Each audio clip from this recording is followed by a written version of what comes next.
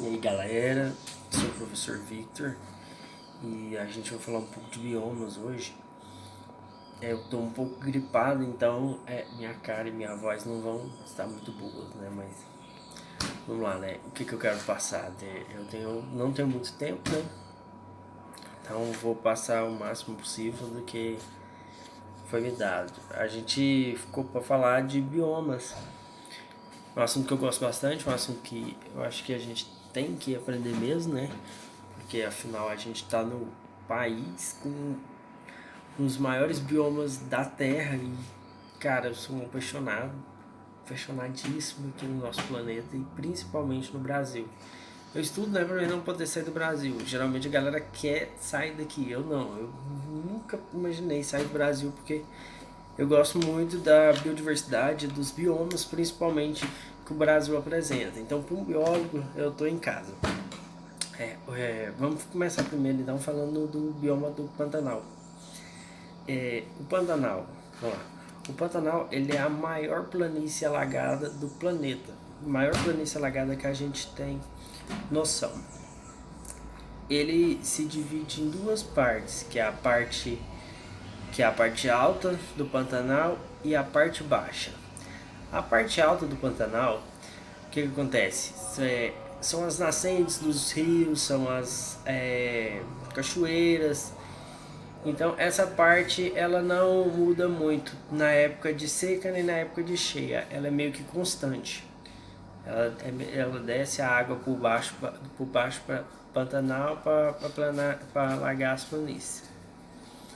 Já a parte de baixo do Pantanal, a gente tem cerca de 2% do território nacional Pantanal. O resto fica nos outros países, como Bolívia, né, Paraguai. A bacia que inunda o Pantanal é a bacia do Alto Paraguai. Ou seja, o rio do Paraguai desce e inunda as planícies do Pantanal. O Pantanal, ele como eu disse, ele é a maior planície alagável do planeta, né? Alagada. E ele se divide em duas épocas sazonais. A época de cheia e a época de estiagem. Na época da cheia, o que acontece para encher? A chuva vem, as chuvas principalmente vêm dos trópicos da Amazônia e desce para o Paraná, pro Paraguai. O Paraguai deságua lá dentro, chove nas nascentes, deságua tudo lá dentro. E como ele é uma planície de mais ou menos cerca de 200 mil metros quadrados, ele vai alagar tudinho. Então vai acontecer um grande alagamento. Vocês já devem ter visto em documentário essas coisas, como que é as planícies do Pantanal. São grandes áreas alagadas que formam lagos, represas e tanto de água a perder de vista. O que acontece? Quando isso acontece, a biodiversidade acontece como se fosse uma explosão de biodiversidade, de animais, de todas as espécies que habitam, né, nesses locais. Ou seja, animais que antes estavam restritos àqueles locais, animais como jacaré, como peixes, como aves que ficavam restritos. Aves nem tanto, né, porque ave voa. Mas animais como peixes, por exemplo, principalmente peixes, que dependem da água, agora com a chuva o Pantanal alagou, ou seja, aumentou o nicho ecológico, aumentou a área de habitação. Então esses animais vão começar a utilizar essas outras áreas que estão mais acima. Então essa área, nessa época, é muito importante para a biodiversidade em si, para a expansão da biodiversidade, né? Porque esses animais vão tomar outros lugares.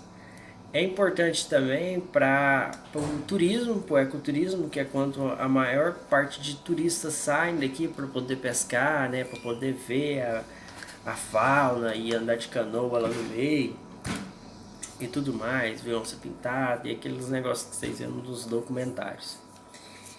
E também é importante para o solo, porque os detritos dos animais que estavam lá na água agora sobem os peixes sobem junto, agora esses peixes vão defecar ali, esses animais vão defecar ali, vai formar nitrito, nitrato e tudo mais, tudo quanto é substância vai ter no solo e vai ficar ali enriquecendo cada vez mais o solo.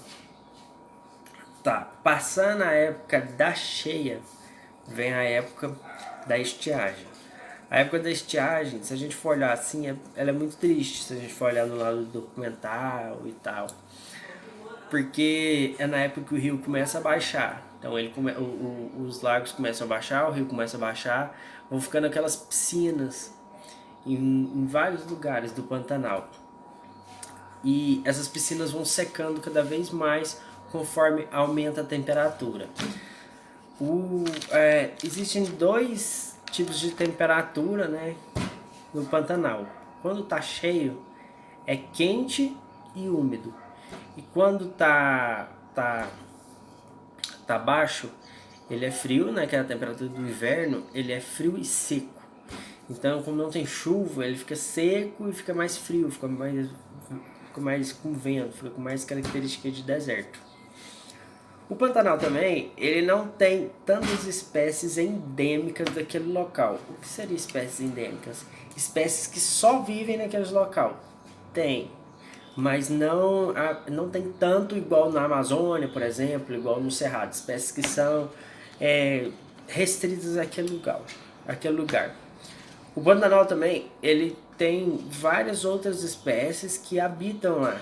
Espécies, por exemplo, da Amazônia, que são duas que eu posso citar aqui que eu lembro de cabeça, que é os igarapés e a Vitória Régia.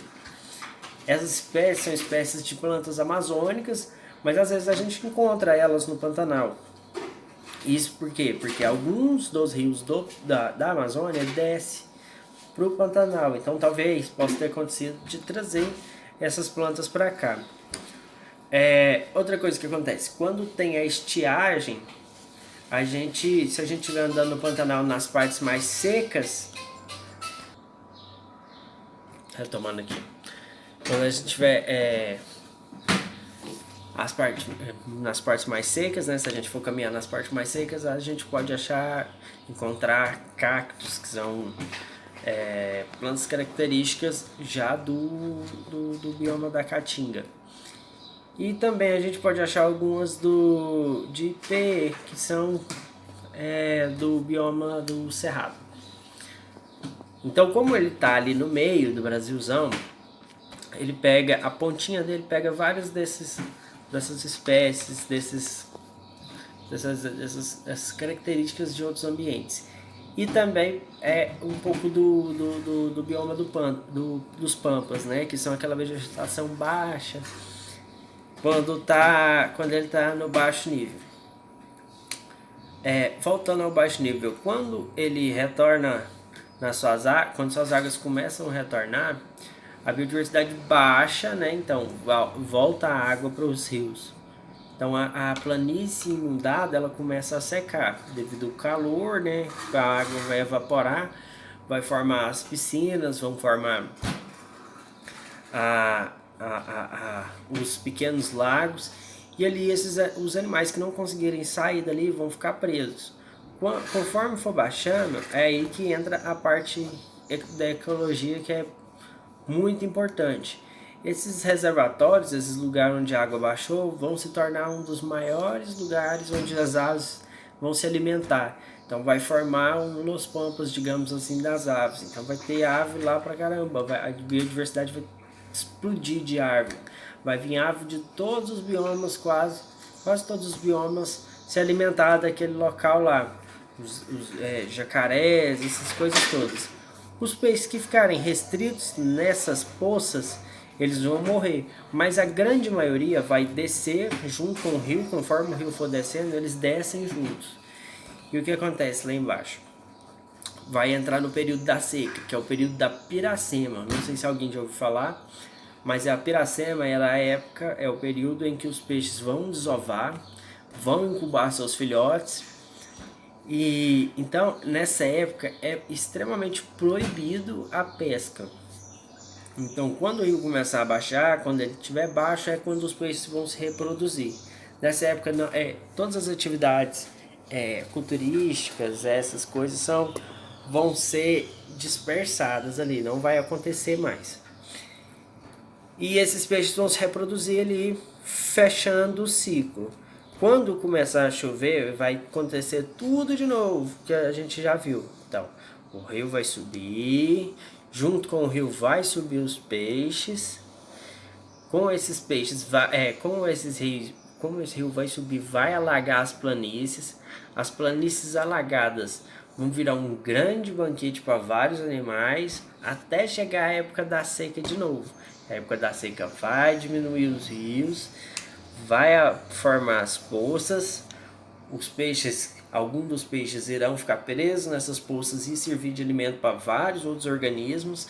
Vários outros peixes vão conseguir descer junto com o rio e se reproduzir, formando o ciclo de novo. Então é um ciclo contínuo. Vocês conseguem entender? Então, por isso que agora, um assunto que veio aqui na minha cabeça, um assunto que está acontecendo muito agora, são as queimadas, certo? As queimadas, o que acontece? Um bioma do Pantanal, que é acostumado com um ciclo desse, ele é um bioma muito restrito. Qualquer atividade antrópica ali, a atividade antrópica que eu falo são as atividades feitas por humanos. E a maioria dos incêndios que estão acontecendo, no Pantanal principalmente, todos os incêndios lá foram incêndios criminosos. Ou seja, vai afetar diretamente nesse processo de ciclagem do ecossistema. Então, se eu queimei a parte de cima do Pantanal inteira, coloquei fogo, queimou tudo lá, o que vai acontecer? Vai ter muita matéria orgânica quando os rios começar a encher de novo. O pH lá, eu não sei como é que é, mas se os peixes daqui de baixo já têm uma preferência por um pH, já são acostumados a reproduzir desse jeito, acontece uma cheia. Agora, toda essa matéria orgânica que foi queimada lá em cima vai ser carregada para os rios. E o que é matéria orgânica? Matéria orgânica geralmente é carbono queimado. Então esse carbono, toda essa matéria orgânica vai voltar para o rio, fazendo o que? Acidificando a água. Então a gente pode ter uma perda de espécie muito grande ali. Fora as espécies que foram literalmente torradas, né, queimadas ao longo do processo de queimagem. Enquanto estava queimando, algumas espécies, alguns animais indivíduos não conseguiram fugir, né, e eles foram queimados imediatamente. Mas pensando a longo prazo, essas queimadas vão afetar bastante esse local. A gente não sabe o que pode acontecer ainda. Uma espécie inteira pode deixar de reproduzir, porque, por exemplo, aumentou 2% do pH da água. Então agora o pH é ácido, essa espécie não consegue mais reproduzir ali. Pode acontecer também uma determinada espécie gostava de reproduzir em algum lugar que foi totalmente destruído. Aí quando alagar de novo, a espécie vai chegar lá, não tem nada. Então a gente pode ter várias perdas de espécie. E reforçando essa parte, todas as queimadas que tiveram no Pantanal são queimadas criminosas. O Cerrado, a gente vai falar um pouco do Cerrado depois. O Cerrado acontecem queimadas espontâneas. Sim, acontecem queimadas espontâneas. Mas no Pantanal não é acostumado a ter essas queimadas. Então são queimadas provocadas. A agropecuária no Pantanal é muito forte. Então é o que sustenta a maioria da galera aqui que trabalha lá, que vive nesse local, é a agropecuária e o turismo. Então, os grandes produtores de gado, eles mesmos colocam fogo, atiçam fogo contra as reservas. Por quê? Porque 80% ou 90% das áreas ali são de propriedade privada. E a propriedade privada, eles têm um tanto por cento para conservar. Então, se eles queimarem essas áreas, as pastagens deles irão aumentar e com isso eles poderão produzir mais carne. Tem até um projeto lá, eu esqueci, carne mal, não sei o que, não lembro agora.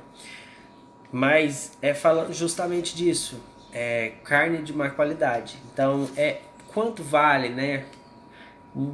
Uma carne, vale essa perda toda da biodiversidade? Porque se a gente for pensar no meio de produção, a gente não consome esse tanto de carne, né? A maioria ou é desperdiçada, né, ou vai para outros países que a gente importa. É muito importante para a economia do país. Eu não sou aquele ativista contra o consumo de carne e tal, eu adoro carne, inclusive, mas eu sou a favor de fazer projetos no qual tanto um quanto o outro, ou seja, tanto o meio ambiente quanto os produtores não saiam perdendo tanto. Então eu não acho que as pessoas devem sair atirando fogo e tal, e também não acho que deve virar vegano de tudo por causa disso. Sou uma pessoa bem ponderada nessa parte. Mas enfim, para não ficar tão grande a aula, que meu tempo é curto, né, com vocês. Mas resumindo é isso. O Pantanal ele é a maior planície que a gente tem notícia do planeta, a maior planície.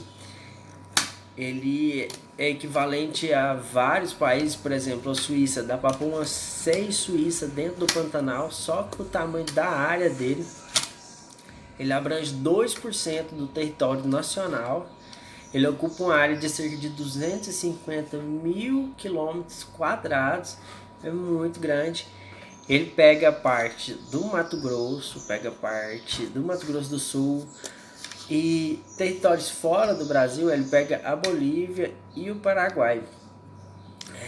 Ele tem duas estações, ou seja, cheia, que é a estação que ele vai ser chuvoso, então úmido e quente, e a estação baixa, seca, que vai ser a estação seca e fria.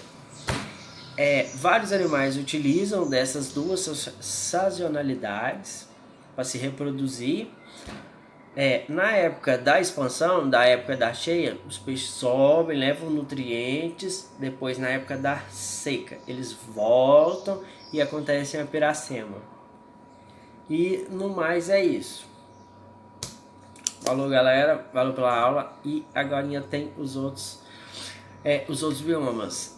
Eu e o João, a gente dividiu. O João é minha dupla, né, do estágio, então ele vai falar dos outros biomas. Eu vou falar com vocês ainda sobre a Caatinga e vou deixar o Cerrado por último, beleza?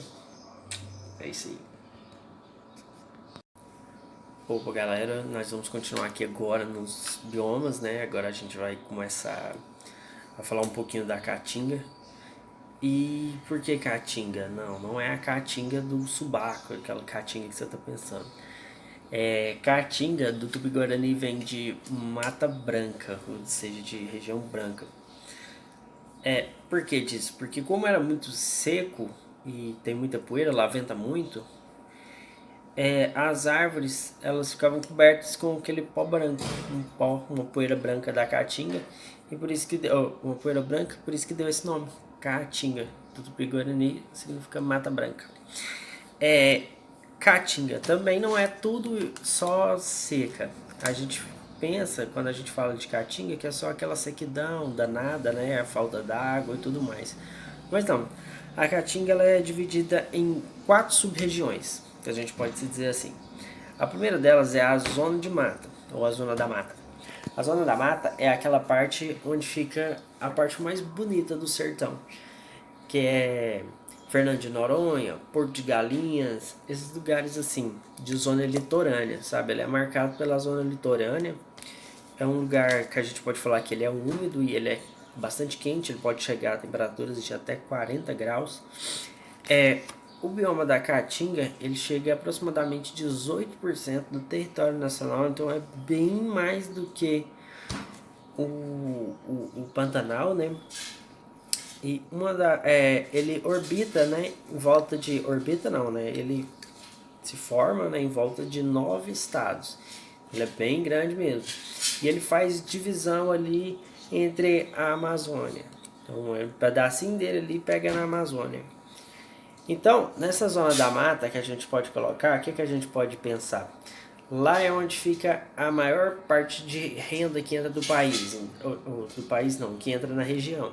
Então lá é uma região que tem dinheiro, é uma região com um potencial ecoturístico gigantesco, que é onde ficam as melhores praias do Brasil, praias de água quente, praia onde vem animais de vários lugares se reproduzir naquele lugar lá, tartarugas, baleias, vem para se reproduzir nas águas quentes de Fernando de Noronha. Então, é uma região rica. Lá também tem um dos maiores polos industriais do Nordeste. A gente pensando assim, né, é tudo contra o que a gente pensa no que é o Cerrado. Mas aí, essa é como se fosse a parte de fora, né? Aí, adentrando mais adentro, a gente tem a área de Agreste. A área de Agreste é um clima que está entre o clima de transição entre o clima litorâneo e o clima do sertão semiárido, do que a gente vê como o estrito senso, né? Seria o sertãozão mesmo, aquela zona seca, tudo mais. Ela é formada principalmente por vales, então vale é como se fosse buracos, né? Deformidades nas placas geológicas durante a sua formação. Então não é muito bom para plantio, porque não é plano, né? Ele é todo pedregoso e cheio de arestas. O clima lá é muito quente, né? E é a parte mais pra dentro ali, pega mais um pouco do norte. A maior parte lá pega na Bahia, aquela região da Bahia lá. Lá tem dunas, né? E vales, como eu falei, dunas seriam grandes áreas de areia, né? Aquelas formações arenosas. E os vales que seriam como se fosse. Como que eu posso explicar? É uma região profunda, assim, como se fosse tivesse rachado a terra e formado algumas plantinhas, assim, digamos assim. Mais adentro disso, a gente tem a sub-região, que é o sertãozão mesmo. O sertão, ele é aquela maior parte a terra e areia, árvores de pequeno porte e o clima muito seco. A chuva acontece muito raramente, então é um clima muito seco. É a parte mais seca que a gente tem assim do sertão, né? A temperatura pode chegar a 40 graus. A biodiversidade, embora a gente pense que não tem tanto assim, a biodiversidade é até alta. Deixa eu pensar, tem bastante cacto, é aquela região que a gente vê plantas, muitas plantas das famílias das xerófitas. Xerófitas são plantas com espinhos, né? Que trocaram suas folhas por espinhos, porque o espinho o que é? O espinho é nada mais do que uma folha modificada, que através do processo de evolução aconteceu a modificação, né? A adaptação dos espinhos para a folha, porque se a folha ficar daquele jeito, a folha é uma palma, digamos assim, e ela é cheia de água, então ela perderia muita água se ela ficasse desse jeito. Então o que as plantas do sertão fizeram? Algumas criaram espinhos, transformaram suas folhas em espinhos, e outras caem as folhas na época da seca e só volta a ter folhas quando chove de novo. Quando chove, a região do sertão fica muito parecida por uma época com a região de mata. No sertão, a principal fonte de renda é o manejo de gado, né? Aquele gado magro, fraco, e de caprinos. Então, caprino tem muito. E o que é forte lá também para a economia é o couro, né? O couro do caprino lá é muito valorizado, porque o sertanejo, como ele tem que entrar nessas zonas que tem muito espinho, que é muito seca, o que acontece? Eles precisam usar roupa de couro, aquele chapéuzinho de couro para não machucar tanto, né? Então é nessa hora que o couro é muito valorizado. O couro de caprino, principalmente porque é o animal que mais se adapta lá. Caprino é um animal que não precisa de tanto manejo, é um animal de pequeno, médio, grande porte, né? E diferente das vacas, eles não precisam de tanta água e eles sobem em tudo quanto é lugar para comer e tal. E por último a gente tem o meio norte. O meio norte é aquela parte que faz a divisão ali entre a região amazônica, entre essas partes. Então essa região, ela é bem diferente da região sertaneja em si. Ela tem depressões e tal, mas ali já dá para plantar. Por quê? Porque ali fica em contato com um dos maiores rios que tem, né? Que é o Rio Paranaíba, que é o que eu tô lembrando aqui de cabeça, que é o Rio Paranaíba. Ela é cercada ali em volta pelo Rio Paranaíba.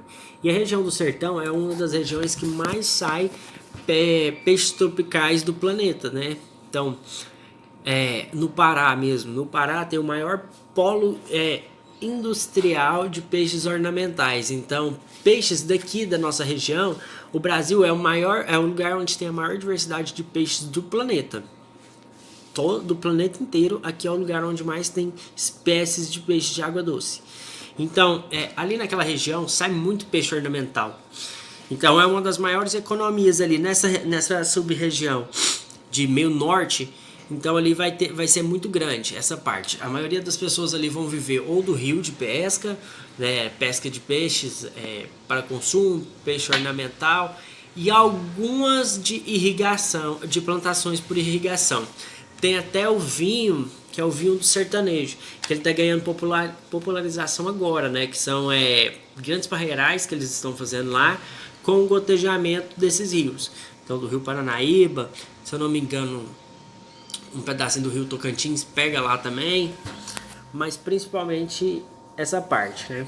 Lá, embora tenha os rios, lá também é muito seco a zona lá, e é uma zona muito quente. Então lá chega a 40 graus, né, facilmente. A região lá, essa região principalmente, de meio norte, ela se assemelha mais à região que a gente está acostumado. Então são árvores não tão grandes, mas tem árvores grandes. O juazeiro mesmo é considerado uma joia, né, nacional e principalmente regional. Tem até músicas, né, que falam de juazeiros da Bahia, né, porque juazeiro é uma planta que fica bem grande, né, e ela chama bastante atenção, e ela é bem verde, né, e as raízes bem profundas. Geralmente as raízes de regiões secas assim, regiões de plantas em si, xerófitas, têm raízes secas, ou elas abdicam de folhas e formam caules grossos, que é o caso dos cactos, né? É verdade, a gente esqueceu de falar dos cactos. Os cactos formam nessas regiões, a maioria das plantas são cactáceas, né? Das famílias cactáceas. Por quê? Porque elas perdem os espinhos e o caule dela passa a ser a região onde tem mais água. Então ela não forma tronco, ela não forma lenha. Ela deixa o caule cheio de água e troca suas folhas por espinhos. E com isso ela evita a perda de água. As plantas também, essas xerófitas, elas têm um metabolismo que a gente chama de metabolismo CAM. Então ela faz o metabolismo reverso. Em vez dela fazer a transpiração durante o dia, ela perderia muita água, porque como a umidade é baixa, o ambiente ia roubar muita água dela. Então o que ela faz? Ela faz a respiração à noite. Então ela abre seus poros à noite e faz a respiração, porque à noite a temperatura tende a baixar, né? E elas conseguem liberar os gases, ingerir os gases, beber a água delas, né? Ou absorver a umidade do ambiente. E é isso. Da caatinga eu acho que a gente já falou tudo. A gente falou das plantas, né? A gente já falou da região quente, da maior produção. Então a gente fica com o último bioma cerrado, que eu vou tentar subir aqui, porque eu tenho uma área aqui perto de casa que é de cerrado. Eu vou tentar gravar lá dentro, beleza? Falou, até mais tarde, galera. Então, meus alunos, agora está eu aqui, meu assistente de palco ali, que é professor de história. E a gente está aqui no meio do cerradão, que a gente vai mostrar para vocês um pouco de como é cada coisa. Eu vou estar virando a câmera aqui, para ver se vai dar para virar. Bom, esse aqui, ó, são características da mata de galeria. Quando a gente entra aqui dentro dela, olha pra você ver como que ela é. Isso é dentro do cerrado. É uma mata mais fechada, é uma mata que forma realmente galerias, é uma mata mais úmida e que ela é mais fria. Voltando aqui para cima um pouco, a gente já entra na parte de cerradão. Olha como o cerradão é. O cerradão é aberto, com árvores de médio e pequeno porte e arbusto. O chão ele é bastante pedregoso e ele é considerado um solo ácido. Olha pra vocês verem. Aqui a gente chama também de savana. Savana brasileira é aqui no Cerrado. Então vamos para ali para a mata de galeria, que lá tá mais fresquinho. A gente termina de gravar o vídeo lá. Eu tô passando aqui a câmera pro meu assistente. Não pode estar me passando aqui. Bom,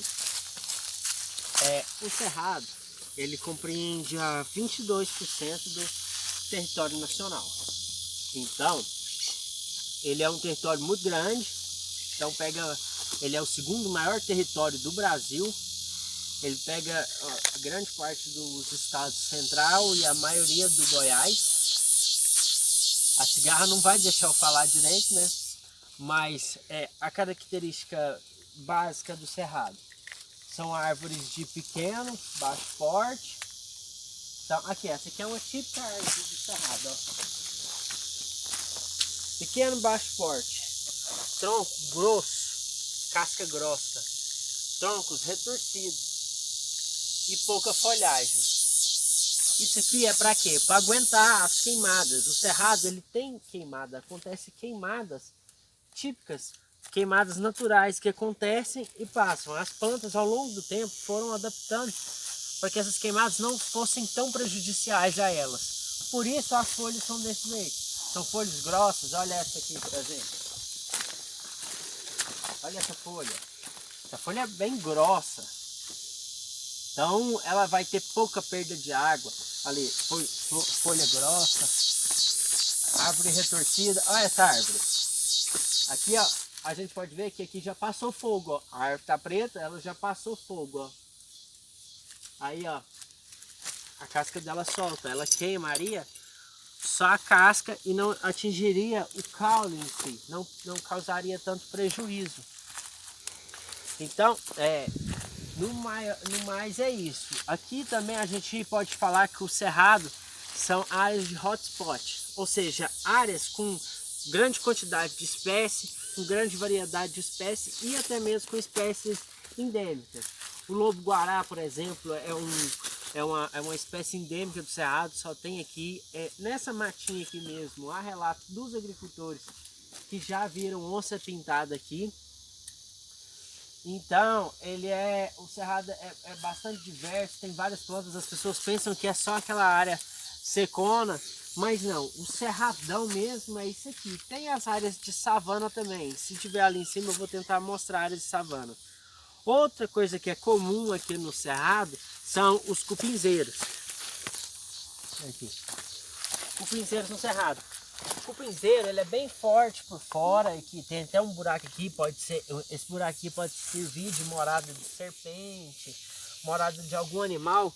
Por que que tem esses cupinzeiros aqui? Quando passa o fogo, esse cupinzeiro lá dentro dele não muda, não vai mudar a temperatura. Então, como ele é adaptado para sobreviver em locais assim, os animais fazem ninhos nesses cupinzeiros, usam esses cupinzeiros de morada e tudo mais. Pode pausar o vídeo aí. Só pausar. Aqui, ó, aqui eu quero mostrar um pedaço aqui. A gente pega um pedacinho da zona de savana que eu disse, olha pra você ver. Árvores baixinhas. A gente colocar lá pra cima, só savana. Mostrando a área do Cerrado. Esse é o Cerradão, ó. Visto aqui de cima. Como é bonito. Esse aqui é o Cerrado stricto sensu. O Cerrado na forma mais pura da gente se falar. Já aqui é onde entra em conflito com a agropecuária, né? Olha pra você ver. Onde passam animais, a área é totalmente diferente. Tem plantas invasoras. A braquiária, que é um capim invasor, né? Um capim africano que tá tomando de conta. Tem lixo. Aqui a gente vê que a importância de ter as matas, né? De ter as árvores. Olha para você ver. Aqui é onde chove e tá escorrendo a chuva. Então tá tendo assoreamento ali. Assoreamento do solo. Olha para você ver. Tá virando areia. Então, quando chove e tem as matas para segurar a água, as raízes, não desce tanto lixo. Olha, você vê a quantidade de matéria orgânica que desce junto aqui embaixo. Fezes de vaca. Então, isso aqui tudo são atividades antrópicas que ajudam para que esse ambiente seja cada vez mais devastado. A gente não pode deixar que aquilo lá que a gente viu vire isso aqui, olha para você ver. Isso é deserto. É verde de capim, mas é deserto.